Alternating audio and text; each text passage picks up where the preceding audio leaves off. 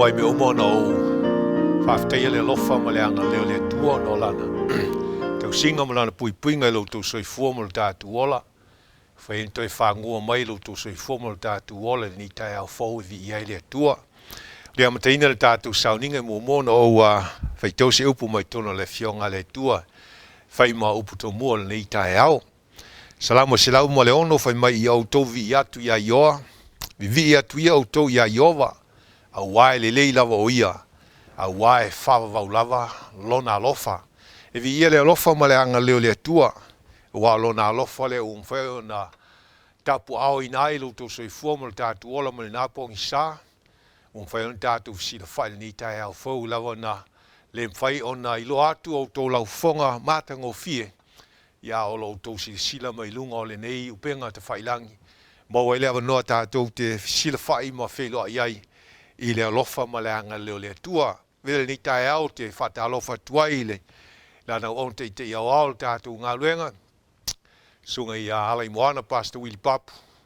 Ia e maise fol fal tua me no whalo. Te inane foi i a suito field committee au au. O le tātou ngā luenga le. Au tustusi ma le te oloa o la ua ainga. Te inane le au whai ngā luenga te mta ngā luenga field ngā luenga Samoa tuto tasi. Mai se lau whai ngā luenga pa ia le atua i sunga i whawhenga inga mo la tua inga. Te inane fo ia lau whai ngā luenga manu malo lo, te maa e mai se whona i tina, i lau au sina sino le tātu ngā luenga au.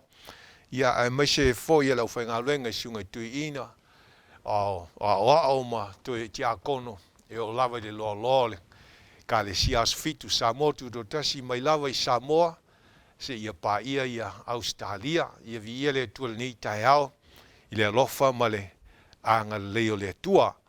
O le tātou mau au tua ni tai au lo, mau le i le tuse e soto, ta upe tosu tasi, ia lona whai upe sfulma lima, wha pēlo na whaitawina, e ono aso e whai inga luenga, a o le aso fitu, o le sapati lea e malolo ai, e pa ia Iova, ai se tasi e whaiesana ngā luenga i le aso sapati, e whasi o tia lava o ia.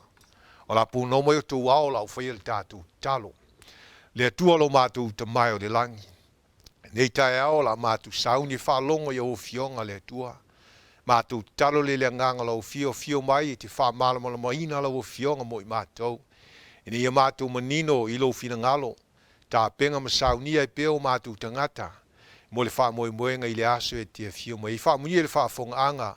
Alau whanau le ngati te tono ni ngā luenga au Samoa tu o tasi. Ma i lawa i lau whai ngā luenga te itai ma e wa wha ululu i ni ngā luenga. Ia e mai se fo se tasi, se uso, se te maas tu fine o mo le awa noa. Wha longo mai i ni sauninga i e lau wha mnianga, wha mnia lau upu. I lau swafa o mātu wolem wala au tuai. Ameni. I lai sila tātou ma o tūle nei fo i tai au. Ma le amatanga o nei masina o iulai. O lo tautalangia ai i ale sapati. Sapati o le atua te lola o le nei mata upu. O se mata upu ua lau au vivilu i ai le ia tangato le ka le sia sofitu Samoa tuto tasi. Ai sea, a wa ai ai se mata upu na mawhai o na liliu alto o tele ma liu lotu ai. O le mata upu lea. Ta upu e ala le sapati pa i o le atua. Wa e tele ka le sia o lo lato wha maoni le atua. Al wha lave. Lato te leo tau sia le sapati o le atua. Al sapati lea ta ua o le asofitu le sto nai. Le o tele tangata e li liwai. Ona o i o le ato o toanga leo tu la fono o le atua. Ma o i foi o te le fefe foi o i e tau atu. O le mta upule na o li liwai. Na o li liu le fitus fu fa te siwa fitu fa na uli liu ai. Na vea o matangata o le kare si aso fitu. Mai ele lo tele whaftai ko finisi na liu ai leo langa. E o mai teimine se ia suia mai ele tātou ngā luenga Samoa tuto tasi. O lo tu mau lava le wha moe moe i le atua malana ngā luenga. I leo le tangata la a le teletonu ma le mauti noa. O le wha mau whailonga le atua e ala le sapati o le atua. Le ua mafuai ona o tu mau au i ngā luenga le atua vi ia le atua. Te tone wha pena fo i loso i fomala uola. A o tātou ngā lua i le ngā luenga le atua peitaila. Te loi whaingo fiel fe au. A o wha ngā solo ma leo whainga luenga i le aso ma le aso. Ta upu tai tasi. O le sapati lava le tau talangia. No manatu le au le nefiafi. O le ase vaenga whaingofia o la ufa soa tuai foi au ia. E ne whaiona whaamamla maina le maula vol nei tai au. I talo i le nganga o le tua i whapena. Ona iai le alofa ma le anga leo le tua. Whamela tātou o mau tūle nei aso. Whai le, i soto le tausu tasi whai posuma lima. Whai mai. E ono aso e whai inga luenga. A le aso fitu o sapati lea e malolo ai. E pa ia Iova. Mai e aise tasi e whai sana ngā luenga i le aso sapati. E whasi o tia lava o ia. I le mta upo le tausu tasi o tusi leo e soto. A sila le whai upo mua. Se ia pa ia le whai upo sfuma tasi. O nā ua whamatala ina mai ai. Le valauina o tangata na valauina i le atua. Ta wat whai atu le atua ia mose wo valauina ia pesa haleli o le atali o auri. O ia o tangata o le itu ainga o saiuta. Whai mai ua valauina o ia. Ina i mawhai ona ia whausia le malu po le whaifta whai o le atua. I le ngata ua valauina. Whai mai o tangata whai mai ua ave e le atua le poto ma le ata mai. E ngā lue i ngā luenga whita, ngā luenga whaingata. Wha solo mai lalo lau whai taulu whai pui tolu mal wha. Whai mai lea, ua o na valauina mal tangata leo o aliavu. O aliavu whai mai sau ma le tu a inga leo tanu. A o tangata foi ua ave e le tua le poto ma le tamai le ngata i aliavu. A whai mai o i lato uma ua ave e le tua le poto ma le tamai. O le poto le lato te ngā lulue ai le fausie ina o le whalefta whai po le malu o le tua. I nei mawhai o na ngā lulue ma tāpua i e whanau o le atua. Se o le whaasolo i whailalo le whai upo e fitu nei si sila le whai upo e fitu mta upu lava lea. Whai mele le whai upo e fitu o le whale whita whai o le whaputuputonga. Ma le ato la au le tū la whono. Ma le no fō le alofa i ona lunga. Ma mea uma o le whale whita whai. O mea whapitoi ana whai eina, whai tau i whale le whai upo e walu si whaasolo i lalo. O mea ese uma o tō tonga i o tō tonu o le whale whita whai. Wa uma nei lana whausia le whale whita whai se o ma le whai pasutasi. Ai o malo le whai pasfulma lua. Whai mai leo le tua ia Mose, wha iloa ti a Mose le whina ngalo le tua ia Israel. Whai mai leo le tua.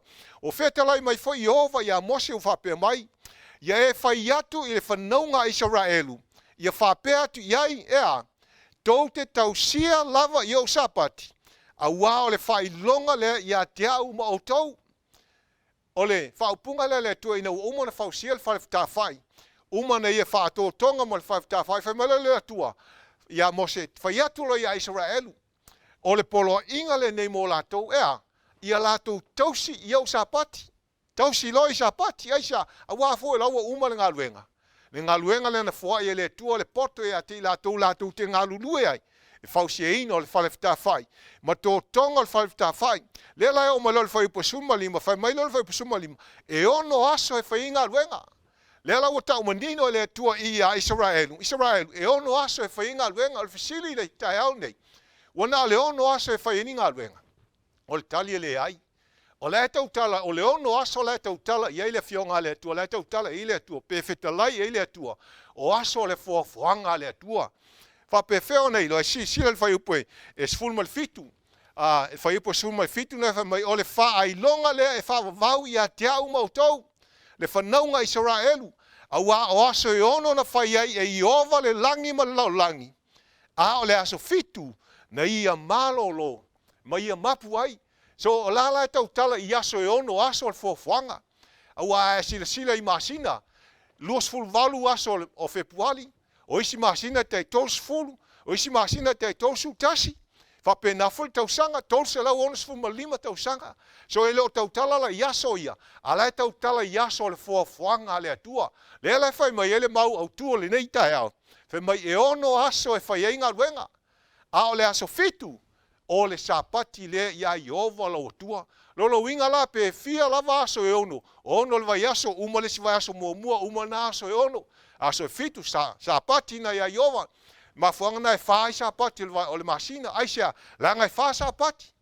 Wha fitu, wha whao na ia vai aso te itasi le ia aso e ono. Le whai mai wham talanga le atua e ono aso. E te whai inga luenga. A o le aso fitu. O le sapati le ia Iova lo tua. Wha fonga, o le vaenga mua lo le whiau. Te mai le vaenga mua le whiau. E ono aso e whai inga luenga. Pea no whai atu te le alu mamau al matatou mau au tū te hao nei. Al vaenga mua mua le whiau, e ono aso e whai ngā luenga. O hai aso e ono, si sila. Whambai, o a ngā luenga e whai i aso e ono. Si sila, o ngā luenga i whale, ngā luenga i company, factory, ngā luenga whātoanga, so se tuai ngā luenga la, whai whaiva, po le alawa tuai ngā luenga ia. Le tau tala iai, whamai o ngā luenga i e whai i aso e ono. Le te pule ai oe. Ai aola le aso fitu, o le sa pati o le tualonuinga, te le toi whai eise ngā luenga. Si sila lea, whai maila le, o a ngā luenga i e tau tala, e tuspa i e whai i aso e ono. Ngā luenga i e le tau tala, e tuspa i e whai aso e ono. Whai maila le, soto le tau tasi, whai pasu fitu, mai o le whai longa lea, e whawavau i a te au, a toa ma le whanaunga Israelu, a wa o aso e ono na whai ai, e le iova le langi ma lau langi, a o le aso fitu, na ia malolo ai, ma mapu ai. Si sila lea, le soto e luas fulu whai paiva. O aso e ono e te whai ai, e te ngalue ai. Ma whai ai au ngā luenga umalava. Lai tau tala i aso le whanga le atua. Le ngā te lea, whai mele e soto e luas fulu whai pasu tasi. Whai mai a. Whai mai a wā, na whai e i ova i aso e ono o le langi, ma le lau langi. A toa ma le sami. Ma mea umalava o iai.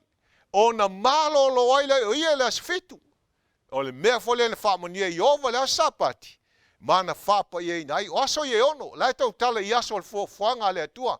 Sila lea. Sila i aso i ono ma ngā luenga na whai ai le atua. E iai se whamau ninga o nei aso. Sila aso mua. Na mai a kenese mua whai patolu ma lima. Whai le maa malama. Tu ese ma le pouliuli. Mauaile le aso i vaenga i lua. O le ao ma le po. Aso lona lua. Whai mai a. Le aso lona lua le almena whai ai. Whai mai le aso lona lua ke nese mua whai poeonu ma le valu. Whai le vani monimo ma vai. O le vani monimo na whai ai. Vai le vai ilunga. Wha pena fo le vai le vai lalo. Le ngate leo la stolu. Ke nese mua whai poeiva su tolu. Whai le lau ele. Ma le sami ma la au winga ese. Uma ato ma le vau mua. Aso wha. Ke nese mua whai poesu whasun ma le iwa. Whai le la. Masina. Fetu, e o ale wha amala mo la maina ele lau langi. Le ngate lea aso yon, lima, ke nese mua whai po lua sulu su tolu. Whaia mea ola e sami, maia ese uma. A toa ma manu whelele i vani monimo le langi. Aso yono, ke nese mua whai po lua su wha, e o le tautasi. Wha mai whai ai manu vai wha uma, ma mea wheto lofi winga ese lau ile ele. Wha i ule o ngā luenga le tua i le pale ali o ana ngā luenga uma. O ailea. O le tangata lea ua whaia ia fōlinga ia te ia. O aso la ia o. O aso ia e ono la tau tala i ele fionga le atua. Le whai mai ia i le atua ia Israelu i au tau tausi i au sapati. O aso e ono e te ngalue ai. A o le aso fitu o le sapati le ia i ova lo tua. O aso ia. O le tau lea tuspa ia taua i aso. E le aini aso ngafua. E le aini aso lua. E le aini aso lulu. E le aini aso tofi. E le aini aso fareile. E le aini aso tonai. Aia. E tau ele atua le aso mua, aso lua, aso tolu, aso wha, aso lima, aso ono, se io o le aso fitu. Si sila le. Whai mai le o le vaenga le lua o le tātu whiaule, i tai aune, whai mai o le aso fitu, o le sapati lea. Si sila, lea le aso fitu. E ma whai o na wha sapati se isi aso e ese mai i le aso fitu o le vai aso. E le ai, ai se a. Awa ele o iai le fofuanga le atua. Se le mafuanga na sa moa, e te fiwe, e tau wha sapati si aso ele mawhai. E te mwhai na e wha sapati le sa, wha sapati le songa fua, po le alawa le aso, te pu le a oe. Ai ele si le whanga le atua, ma le fina ngalo le atua, ele o le fina ngalo na le atua. So e pu le alawa le tangata, ale o tatu iei nei. Ti ngana ilo le tangata o le aso sa, ele o sapati. A u whaalongo tu awha ia manuia le sapati. Manuia le sapati. A elo se aso sa le sapati. Elo se aso le fitu ai aso le vai aso. O le aso sa. O le ulu ai aso le tau le tuspaia. Le aso mua le vai aso. Si sila. Whai mai ke nese le lua whai mua le tolu. Whai mai ia. Wa uma lava o na whai o le langi ma le lau langi. A toa foi ma mea uma o iai. Wa wha uma le tua i le aso fitu lana ngā luenga. Na whai e ia. O na malo loai leo ia i le aso fitu. I lana ngā luenga uma na whaia. ole fisili te fisili ai. O fa matala na fa ngaluenga foi le tua le asfitu. Ale fa mai o fa uma le tua le asfitu lana ngaluenga. A sila fa upe e tolu fa mai ona fa manuia atu lea le tua le asfitu. Mana fa saina ai. O le ua fa manuia nei le tua ngaluenga. Ngaluenga ia na ia fofoina mai le so momoe o le sono. Le ua fa uma le tua le asfitu. Ua fa manuia ai, ua vele aso fitu le aso e fa manuia Iova. Ia na ngaluenga, ua le ngatana na ia fa manuia ai, ua ia fa saina, ma ia malolo ai lo le tua. Aisia, fa mai ua ia malolo ia na ngaluenga uma lava na faia. E le tua mana saunia, o mea na saunia le tua. Ma ia le aso momua se pa ia le aso ono. Ai o malo le aso fitu, fa mai ua fa manuia ia le tua. Lono inga la ua whauru whale le atua na ngā luenga, ua whapa ia le atua na ngā luenga, le anga i le eise ngā luenga na na whaiwhai ati ai. E le eise ngā luenga na na whaiwhai a whaasele mutu tu lau.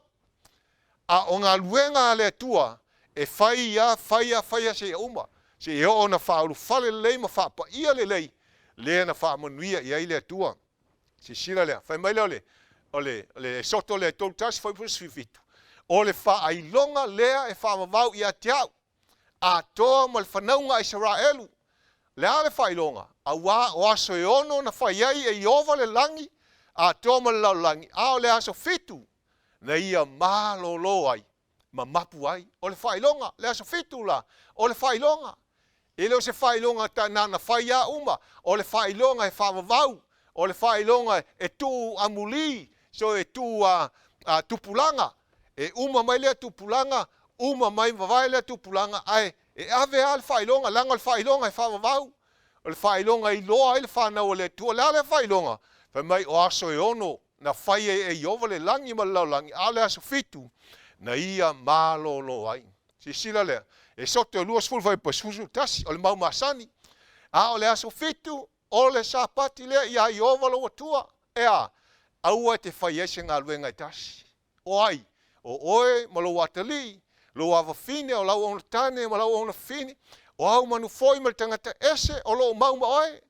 A wana whaia Iova i aso e ono, o le langi ma lau langi, a toma le sami, ma mea umalawa o iai, o nalea, o na malo lo ai lea, o ia le asfitu, o le mea foi lea na wha manuia i Iova le asapati, mana whaapa ia inai. Whafonga. E iai lani whaamauninga o le aso ono. E whai e inga luenga ma le aso fitu o sapati. E iai ni whaamauninga whai launga. Ia le luka le lusul tolu no tātou taimi. Luka e lusul tolu vai po e limas fulu se o limas fulu ma le ono.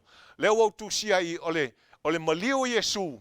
Se i o ana malo lo Yesu tunga malu. Tala masani o tu sila fia. Tangata leo Iosefa whameo Iosefa i o le whaipule. O le tangata ami o le lei o le tangata e ami o tonu. Whamei o le tangata le na te le i whao popo i pule lātou. O ai lātou i o tangata i utai e na lātou saua aina. Ma whasa taura i a Yesu. A Iosefa i sauma le i tu a ingo Arimateia. Au Arimateia whamei o le a aile o tangata i utaia. Sau o le tangata le Iosefa. O le ale mea Iosefa on whai. Na alu i a Pilato e whaanoi me le tino Yesu. Nai tau si fiel tala. O a wina mai o tu ina mai Pilato. Yesu ia Iosefa si e ona. A maua Iosefa Yesu, ona ia auile el tino o Yesu, ma tunga mau, whai mai o tunga mau na fō i le papa, ai o le mele ele i aise tangata na tuu mua ai. Na o Yesu lama. Whaatasi ma whawhine no mai, whaatasi mai i Arimateia, ma Iosefa, whai mai o tangata na muli atu whawhine i ate ia, o atu tangata no mai ma Iosefa mai Galilei, o muli atu. E muli atu ai, whamai atu e lātou te wawa ai i le tunga mau. Iwa tu waltino Yesu ona toi foi la ia. Whamai wa foi o e sauni me manongi. Wa ma malo lo langa lātou te lo o le sapati. Le so ai e tusa ma le polo inga. Le lau o maliu na Yesu. E te fasini o le alaso na maliu a Yesu. Ia lau fasili atu la. Le alaso le wha manatu lau langi. Le whai maaso maliu a Yesu. Las foreile. A whaila na maliu Yesu las foreile. Lono inga la, malo lole le Yesu tunga mau. Aisia, ele ima nao Yesu e soli sapati lono toi tu mai. Ma whaangana whai mai, ma liu Yesu, malo lole tunga mau. se i o lo le fai upu le 5.4, fa mai le po fai po 5.4. O le aso lea o le sauni uninga ua lata al sapati. Ua muli atu foi fa fine e no mai kalileia. Ua lata ua vaaitunga mau na tuina ai o lona tino. Ua lata toe foi atu. Ua sauni e manongi ma suau. Ai sea, fa mai ua lata malo lo. Ona o le sapati o le atua. Sila le luka le lusu fa fa ipu mua sumalu. O ile utau mai. Ua toe tu Yesu. O le fa mel fa ipu le mua fa mai o le ulua iaso o le vai sapati. Ua latu watu tunga mau. E ave mea manongi na latu saunia. O isi foi wa fine sa fatasi maia. Ua latu watu wa fuli esele maal tunga mau le aisis. Ua toe tu mai Yesu. O le mafuanga na lea leina fa mna tuina tangata le aso safa mai o le aso le toe tu. Le lo lotu wai le lalolangi. Ai lo se sapati o le tua. E ta ua le aso le toe tu wa Yesu langa o Yesu tatu faola. Ai le fai mai Yesu tatu te lo lotu wai. Pe ta puai atu e te ia. Ai sea langa ele fa manuia Yesu se aso na toe tu mai ai. Na o le aso na ta puai e le aso sapati o le tua. Pau na le aso na fa manuia i ai le tua. A le ulua yaso. A lea. E atu mafuanga toi tu mai Yesu le ulua yaso. Leanga ele manao Yesu e soli sapati. E ala lona toi tu mai. Si sila. Fai mai le e soto le sulono foi pulusu tolu. Le tasi le me tatu whamaunia yaso ye ono. Ma le sapati le tua. O le whamtalanga le a Mose ia Israelu. A Mose ia Israelu. Ina ua o mai ia le nuu fai mai ia Mose. O lea wa ya te matou o le mele nei wa fetalai mai ai Jehova o le aso tai au o le malo longa o le sapati pa ia Jehova le upu le Mose na fai atu ia Israelu fai mai ia Mose ia Israelu o le mea lava le nei na fetalai mai ai Jehova o le aso tai au o le malo longa le sapati o mea uma tau te fia tau ia tau o mea tunu ia tunu luno winga e mana o le atua e ta watu ia Mose mtau ti Israelu e pa ia le sapati se ono na fai mai fai upo le lusu fa fai mai ua latu o le tai au ua latu tu ua foi o isi me le tai au pe na polo ai mai o Mose ai le iai se lo sia lava po se ilo ai se leanga o lau ua latu fai le me tusa ma le fina ngalo o le atua se o mai lo le aso le fai upo le lusu ma leono fai mai le lusu ma lima fai mai le lusu ma lima on fai atu le Mose tou te ai ile aso a wā o le sapati le aso nei ia Jehova. Tau te maua se mea i le vao.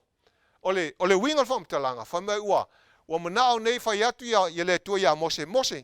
Whai ia Israelu. O le aso ono. Le aso le lata sapati.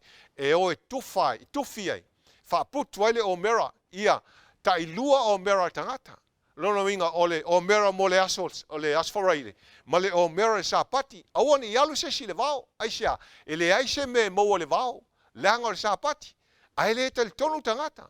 Se ia na latu ofa melfai pusuma valu. Ona feta lai mai leo Jehova ia Mose. Tau te le mawhawhai se ia afea ona tausi i ia upolo ainga. Le upola le tuon whaktu i le tua ia Mose. Whai atu i Israel. Tau te le mawhai ona tausi ia upolo ainga se ia afea. Ale no fai atu ia teu tau. Aole i alu se si le vao. E le aise me mo ai. Ai oa ona lea. Ona lo lato le te li tonu na mafuai na o. Peitai no atu le vao. Fai melfai puluso le whauta ea. Ua tu ina mai e Jehova le sapati ia teu tau. O le mea lea. Ua ia fo ina mai ai i le aso e ono. O le mea e ai mo aso e lua. Ina ia o tono nofo e taitasi i le mea nofo ai. Aua le alu i whawasi tangata. I le mea e nofo i le aso fitu. Aisea, fai mai ona malo lo leo o le nuu i le aso fitu. Ma whangana whai atua le atua ia Mose whai a Israelu. Awana i alu se fafo. Langa o le sapati. E le mau aise mea. Ma whangana whai atua le aso eono tau te whaputu ale o mera. Ta i lua al tangata. Ina i mawhai ona mau ale o mera mo le aso whareile. Le aso o sauni uninga o lata sapati. Ma le sapati peitai. E le i whaalongo le nuu. Se i au ana la tu wo e whai mele le atua i Israelu. Israelu. Tau te tali tonu mai e tau te mawhai e se i awhea. O awhea tau te whaalongo ai. O awhea tau te iloa ai mo tau te tonu ai. I a te au. Whaafonga lea. Whai mai leo le. O le whaapunga lea. E tā ua le whaalongo. Ma leo stai le atua. Sisiel teu nomel sutasi fai pelus fuluono ma lusul valu. Fai mel teu nomel fauta mai. O te tuina atu ia o tau luma i le aso nei, le manuia, ma le malaia. O le manuia pe a fai tau te whaalongo i polo inga i ovalo tua tua. O te whai atuai a tau le aso nei, a o le malaia. Pe a whai tau te le whaalongo i polo inga i ovalo tua. Ai o ese i le ala o te whai atuai a tau le aso nei. Tau te le muli i atua ese, ua o tau le i loa. Se o le tau o le whaalongo ma le usitai. Whaalongo i lea, whaalongo i whina ngalo le atua. Usitai i le upo le atua. Tau o lo whaalongo. Whaalongo wa e loa le whina ngalo le atua. So a whai wa e loa le whina ngalo le atua usitai ai. A whai wa e loa le aso fitu sa pati le atua usitai ai. Wa e whaalongo e ono aso e ngalue ai. A le aso fitu. O le sapati leo Iova. Aisia, fai mai le tua ia Mose fauta, o te tuina atu ia o tau luma le aso nei. Lea, le manuia ma le malaia. E lua iunga. A whaalonga me ustai, te manuia. A le whaalonga me le ustai, e te malaia. Tausi lea sa, i lou lava loto, tingana i loa, o le aso tonai, le aso fitu, o le sapati o Iova lo tua. A tausi ala sa, e te malaia. A lo whaalongo nei ma e loa ma e mamalama o le aso fitu sa pati le tua tausi loa e te manuia. Ma whanga wha mai e tāua le whaalongo ma le usita i le tua. Si e ono aso e whainga ruenga. A o le aso fitu o le sa pati o le tua. Tāua na whaimela le tātou ma o tua le nita eo. E soto tau tasi whauso lima. E ono aso e whainga ruenga. A o le aso fitu o le sa pati lea e malolo ai. E pa ia Iova. Ai se tasi e whai esa na ngā luenga i le aso sapati. Whai mai le atua. E whasi o tia lava o ia. E le se upo le whai launga. O le upo le atua. Whai mai le atua e whasi o tia lava o ia. E le i whewhe le atua e tau le whasalanga, tau le mea moni, tau le i unga e o le tangata. Le tangata le pe a whai na te le tau sial sa pati le tua. Le tangata na te le whaial fina ngalo le tua. Whai mai le whamtalanga le fionga le tua e pa ia Iova le sa pati. Ai se tasi e whaisa na ngā luenga i le aso sa pati. E whasi o tia lava o ia, e whasi o tia le tua. E le whasi o tia le whaila aunga. E le whasi o tia se whaifi au. E le whasi o tia se lotu po se kalesia. A e whasi o tia e Iova. Le tangata na te solia sa pati o le atua. Tātou mau au tūna le neita e au. Wha meile o vaenga le tātou whi au le neita e au. E ono aso e whai au ngā luenga. A o le aso fitu, o le sa pati lea ia Iova lo atua. Puno meilo wao lau whai le tātou tang. Mātou te male langi. Mātou whaalongo i lo whina ngalo. Le moni ma le wha maoni o forfolanga le atua. E whaalotu tele ai mātou. A whaiwa e whetalai, whasi o tira tangata, e soli lo sa pati, le atua, ia e lofa, sosoni mai o mātou tangata. Wha mama lama e lau fio, lau fionga, i loto wha moe moe. Nai whetalai, e to tele, lau whanau o lo iei, i tu tono isi, tapo inga, ma isi whalapu tuputonga. O na ua pau le mama lama lo ia te ilatou. Ai talo le nganga lo fio I wha mama lama yo latu loto I ne whaina latu I lolo fina ngalo. E ono aso na e fofoina mātu te ngalu e ai. A le aso fitu o lo sapati lea. E hao na mātu whapa ia. E hao na mātu whama malu I ai. Au ao le aso na e whapa ia mo lau whanau. Whamnia le whafonga anga. A lau ngā ruenga o ao. Ai maisi nisi na mo le avanoa mātu te whalongo longo whatasi ai. I iailu o lofa ma lo wanga. Lei whamnia lau o whainga luenga. Ai maise lau o te ita I au ao ma le ainga. Whatasi lau o fio I fuwhanga ni aso I whi au ma ngā luenga. I lo swafa o mātu wolem wala o tuai. Amen.